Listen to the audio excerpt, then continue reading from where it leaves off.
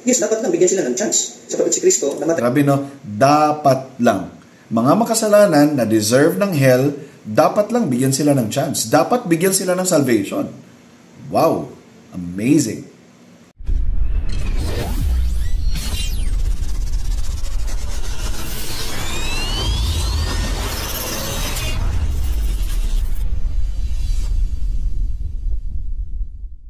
Hey guys, Jordan here, and si James, tropa nung Infallible Proofs, ginawa ng review. Maybe siguro sa video na ito nirefute niya din. This is my first time watching this video, by the way. So yeah, without further ado, panoorin na natin. So dito, pansinin lang natin itong silly at loko-loko na argumento at loko-loko na katwiran ng mga Calvinist. Ganda ng start, loko-loko na argumento. Sige lang. Bakit may mapunta sa impyerno? Okay? Hindi sila pinili. Inulit yan na naman. Dahil hindi sila pinili. Bakit sila pipiliin? Sino ka para piliin ng Diyos? You know? Try ko yung fast forward Yun ay pinakasagot ninyo? Kung bakit may mga mapupunta sa impyerno? May mga tao na hindi nagkaroon ng chance. Kahit anong pagtatanong nila kung anong paraan para maligtas sila. Hindi pa rin talaga nagkaroon ng chance na punta sa impyerno. Kasi well, bakit tayo bibigyan ng chance na mapuntang langit?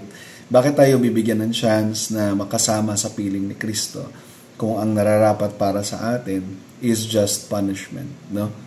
So still, nagde-demand pa rin ng grace si James. Demanding talaga sa Diyos. Ninyo, sino ba sila para piliin ng Diyos? Yan yung pinakasagot nila. Kung bakit may mga napupunta sa impyerno. Kasi, sino ba sila para piliin ng Diyos? Ang tanong ko din sa inyo mga... Kasama tayo dito. Kasama ako dito. Sino sila? Sino ka? Sino ako para piliin ng Diyos? Basically, that's the idea. Calvinist na mga nag-a-assume na pinili. Sino ba kayo para piliin ng Diyos? Wala naman sigurong Calvinist na nag-a-assume na pinili siya. Kung pinanood ni James itong video na ito, siguro sa video na ito, dito ko ata in-explain yung threefold union with Christ, no? Na we are, yung mga nanampalataya, ito ay evidence ng kanilang election. They have been chosen before the foundation of the world in love. He predestined us, and then in Christ, we are united in His death sa cross, sa pagdanak ng kanyang dugo, and in Christ, narinig natin ng Ebanghelyo at tayo ay nanampalataya at naligtas. So, yun. So, this is 5 minutes. So, di ko alam kung tinapos ba yung video. That's my question. Sino ba kayo na mga assuming na Calvinist na piling chosen? Ang tawag dito sa fallacy na to is prejudicial conjecture. Okay, so assuming, wala nag-a-assume no, na pinili. Again, nanampalataya kami, ito ay evidence ng aming election. At hindi namin pinagmamalaki na, pinili kami. Walang sino man ang makakapagmalaki nun dahil ito ay sa biyaya lamang. That's number 1. At walang sino man ang makakapag-demand na yung in-evangelize ko doon ay hindi nanampalataya. Hindi ako makakapag-demand sa Diyos na, Lord, bakit hindi mo ito pinili? Ba't hindi nanampalataya ito? Hindi mo to pinili. Kasalanan mo, Lord, na hindi mo to pinili. Di ba?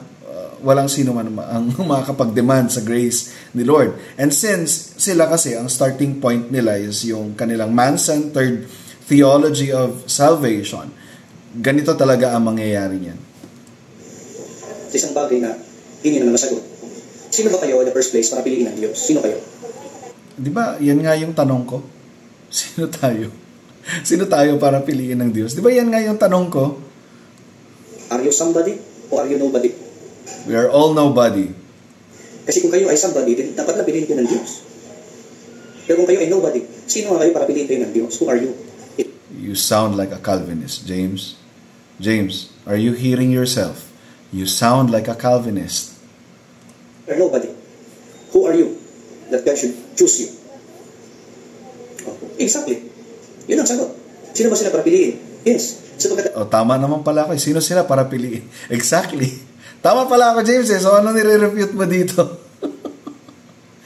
Nagkakabuhol-buhol yung mga sinasabi ni James dito. Sobrang confused. Bakit? Kasi gusto talaga nilang isuksok yung ano nila, yung man-centered theology nila sa salvation na by grace lamang.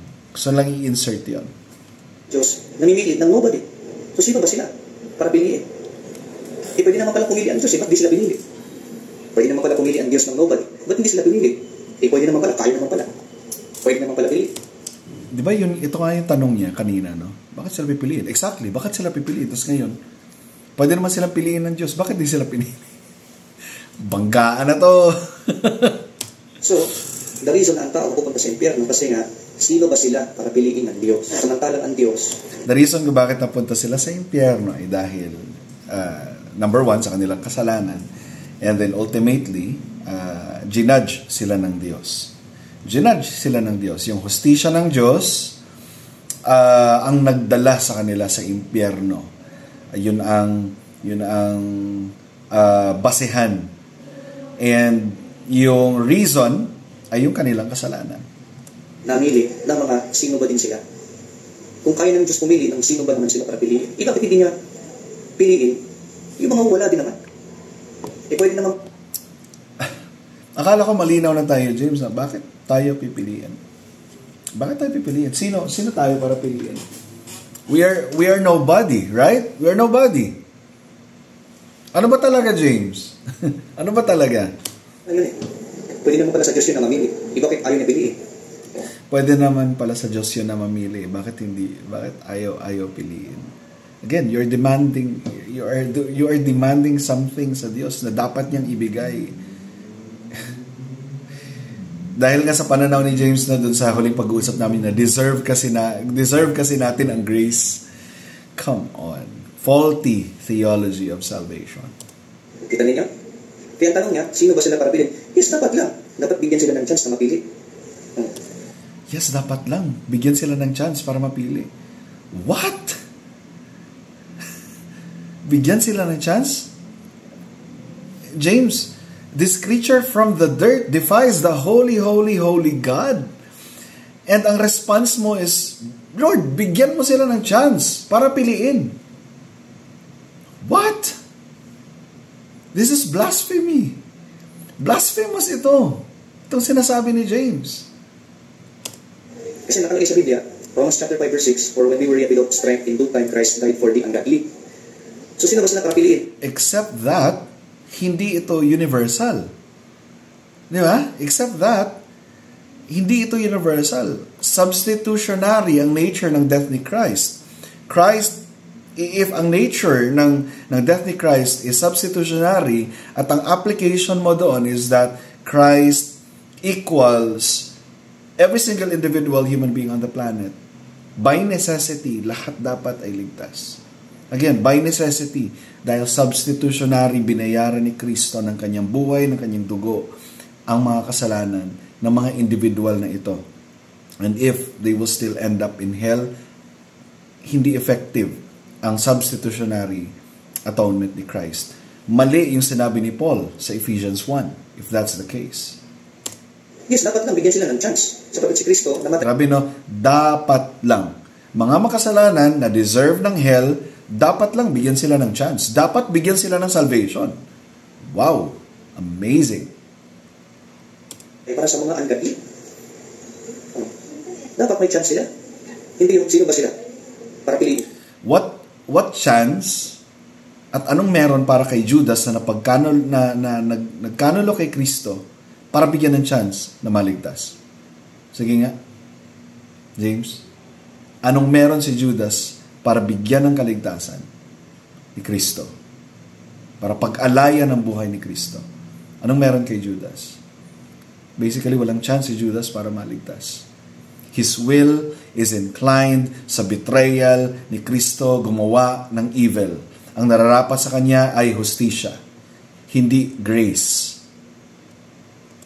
As walang chance, hindi pwede. Hindi pwedeng masave. Bawal masave. Kasi sino ba sila para masave? So hindi sila pwede masave. So bawal sila masave. Hindi sila pwede isave. Wala silang chance masave. Sapagkat ang sagutin nyo, sino ba sila para isave? Diba, nag-agree ka na dyan? Tapos ngayon, nagre-reklamo ka naman. Ay, nako James, buhol-buhol na. Wala nang chance masave. Bawal na masave. So patanong-tanong siya, sino ba sila para masave? Samantalang siya na nag-assume na pinili, sino ka rin para piliin ka? That's wrong. I don't think na merong Calvinist na nag-assume na siya ay pinili. I don't think so. No. Kung napili ka nga na wala kang kwenta, pwede naman pala pumili. Diba? Yes, and yes, that's true. Wala talaga akong kwenta. Wala akong kwenta. And kaya nga napaka-gracious ng grace ng Lord kahit wala akong kwenta ay iniligtas niya ako. It's not something that I can be, prideful. It's only by the grace of God na niligtas niya ang lahat ng nagbigay ng pananampalataya sa Kanya. Hindi pwede piliin yung iba. Sino ka para piliin din? Kung napili ka, wala ka na Tama. Sino ako para piliin din? Tama ka. kwenta. Hindi pwede pala. Pero what does not follow is lahat. No? Ang tanong, And yun naman yung position ng Calvinism, no?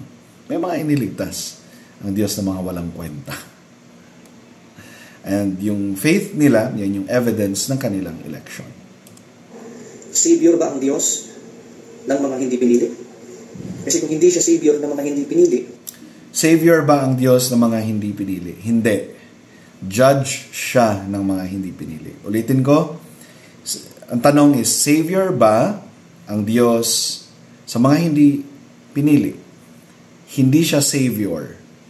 Judge siya ng mga hindi pinili. Yung mga tao sa impyerno, hindi malinaw, no? Yung mga tao na napunta sa impyerno, they were judged by God. They were not saved by God. sa mga tuwid, pumunta sila sa impyerno kasi ayaw silang piliin ng Savior. Napunta sila sa impyerno, number 1, because of their sin. Number 2, they were judged because of their sin. Yung mga nasa impyerno, sila yung mga hindi pinili ng Savior. Ang sagot, sino ba sila para piliin ng Savior? Nagiging Calvinist na naman. Sino ba sila para piliin ng Savior? Nagiging Calvinist na naman si James. So, hindi siya Savior ng mga hindi pinili. Hindi siya Savior. Hindi nga. Hindi siya Savior ng mga hindi pinili. Hindi nga. Dahil siya yung judge. Siya ng tao, at ang tao nagkasala, pero hindi siya Savior doon sa mga nagkasala. Savior lang. Savior siya sa mga nagkasala na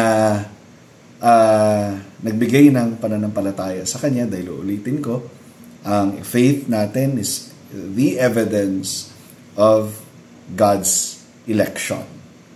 Ito ay confirmation na ikaw ay pinili kung ikaw ay mananampalataya. At hindi lang ito para sa mga Calvinist, no? Walang claim sa Calvinism na only those people who believe in this doctrine called Calvinism ang maliligtas. There's no such thing as exclusivity doon sa salvation sa particular na view na ito. Even Arminians ay sinasabi namin na ligtas. In fact, sa mga tao na kagaya ni James, may mga benefit of the doubt pa nga kaming binibigay eh. Pero sa patuloy nilang pagre-refute sa Calvinism, salamat sa Panginoon kasi ine-expose din ng Panginoon yung mga evil motives nila. And unting-unting nawawala actually yung benefit of the doubt ko sa kanila. Because of this. Sa ginagawa, at least sa ginagawa nila. Kasi you will know them by their fruit. Ganun lang naman yun eh. You will know them by their fruit. Malalaman mo base sa kanila din ginagawa. Kita mo naman, kayang makipagmurahan sa daan. No? Nakikipag-discuss truth ng scripture, pero nakikipagmurahan, nakikipag-salitaan ng hindi maganda sa streets. Kahihiyan sa pananampalatayang Kristiyano yung attitude na dinidisplay nito ni James. And the rest of the guys siguro, no? Kaya doon sa mga pinili niya.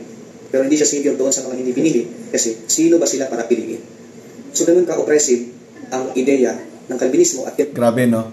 Dahil ang Diyos pinili niyang hindi magbigay ng biyaya at pinili niyang patawan ng hustisya yung mga taong makasalanan na patuloy na umaayaw sa kanya at mahal ang kanilang kasalanan, para kay James, oppressive yun. So, you see, no? Ganun ka-blasphemous ang lumalabas sa bibig ni James dahil hindi niya nauunawaan ang tunay na kahulugan ng salitang biyaya. For grace, to be called grace, for grace to be called grace, it must be freely given. It cannot be demanded. Hindi kailanman natin pwedeng i-demand sa Diyos na, Lord, ba't hindi mo ako pinili? Lord, ba't di mo ako niligtas? Ba't hindi mo ako pinag-alayan ng iyong buhay? It's only by the grace of God, James. Loko-loko ang doktrina ng Calvinismo. Napaka-hipokrito. Sino ba daw sila para pinili? Sino ka rin ba para piliin ka? Napaka-hipokrito. Hindi ko alam kung alam ni James ang salitang hypocrisy. By the way. Napaka-hipokrito mo naman. Kung ikaw ay nobody, kagaya nila, nobody rin sila. Pwede naman pala. So bakit ayaw ng Diyos piliin? Mga kagaya mo lang din naman, ang mga wala lang din naman, kanina.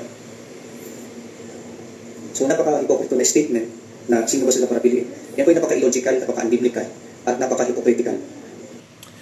Okay, so that's the end of the video. Walang articulation, walang substance.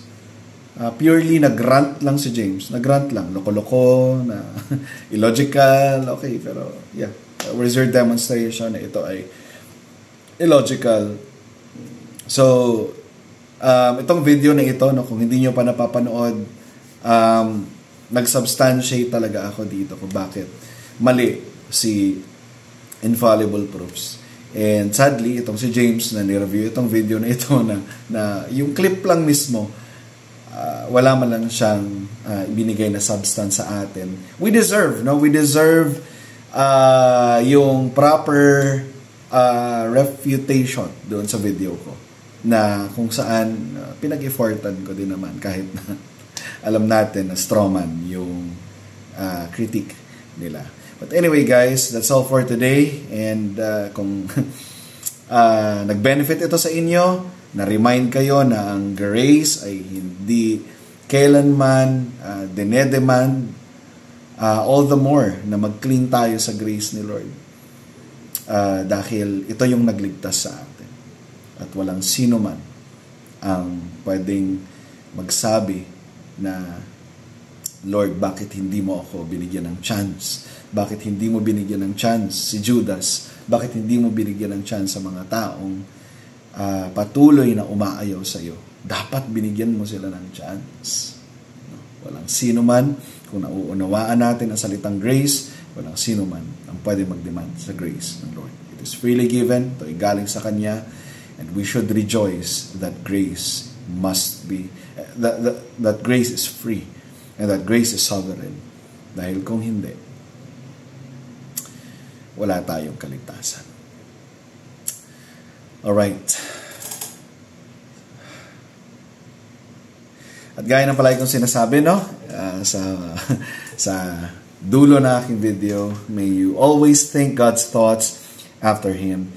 Thank you so much for watching, and peace out.